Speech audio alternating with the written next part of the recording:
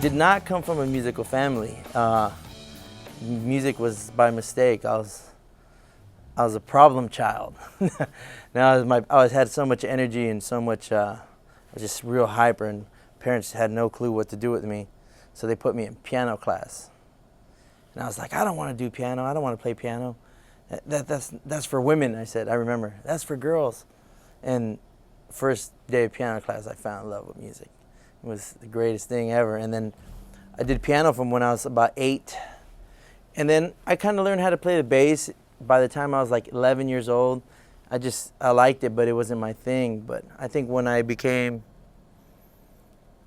turned around 14, 15, I really decided, you know what, I want to be a bass player. This is what I want to do for the rest of my life, just play bass.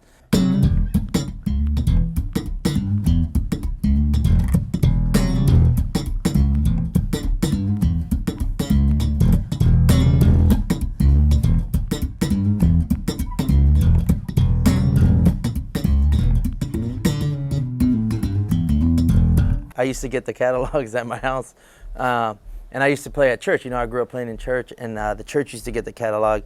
And I remember I was like 15, 16, and I really, like when I made the choice, you know, I'm going to be a bass player. I was like, oh, I need to get a bass. I need to get a serious bass. And I would always see the Carvin, you know, the Carvin ads and these 6-string basses, and I was just like, wow, you know. But it was, I did play them, and it was too much for me. My hands were small, and I couldn't 6-string, and then I always wanted to play 6-string, but it wasn't. Then, you know, I realized it wasn't my thing, and but I did know of Carvin since I was young, and I've always kind of been more of a jazz bass player. You know, that real aggressive, punchy tone. That was always my thing, and well, here we are now, 12 years later, no, more than that. How old am I now? 10 years later or something, Carvin came out with a jazz bass that's unbelievable. And when I heard it, I was like, oh man, that's my thing right there. That's what I'm into. That's my sound.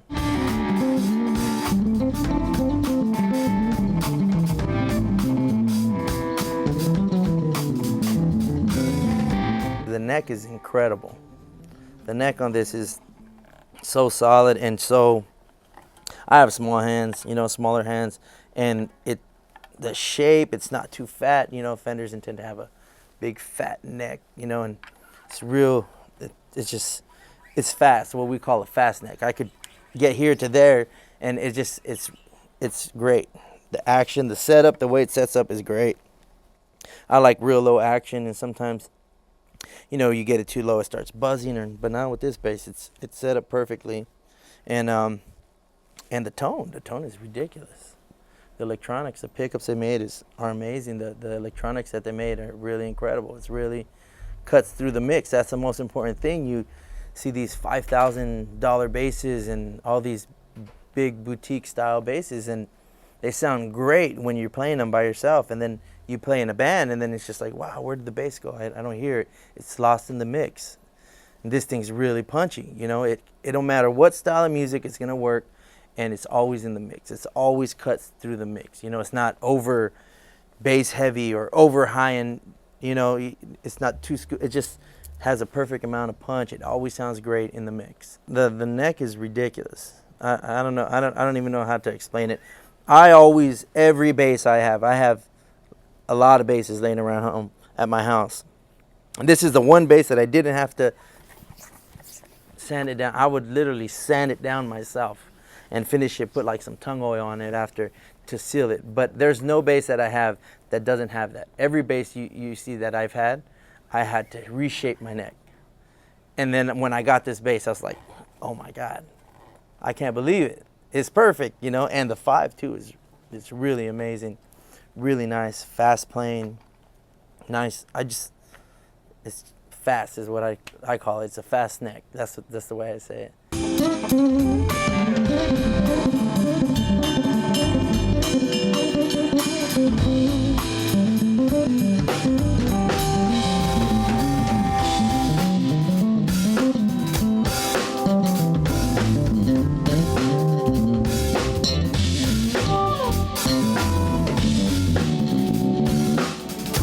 say, labeled as a pop band, but it's definitely, there's rock, there's pop, there's R&B. They have so many records, and their time has evolved, and they went through different phases, and the thing is that the bass really, it's like a chameleon. It doesn't matter what style of music it is, it's always going to sound right. Whether I'm playing rock, whether I'm playing R&B, funk, gospel, anything, salsa, samba, Brazilian stuff, it works. The electronics are great. The pickups. I mean, the combinations you have. You have the two separate volumes, so you're able to pick the volume, how much volume you want for each pickup, which is really important. It's kind of on a, it's like the old school style of the way they used to do it, and it definitely works. You have more control of what you want to come out of the bass, instead of just having a blend pot left and right,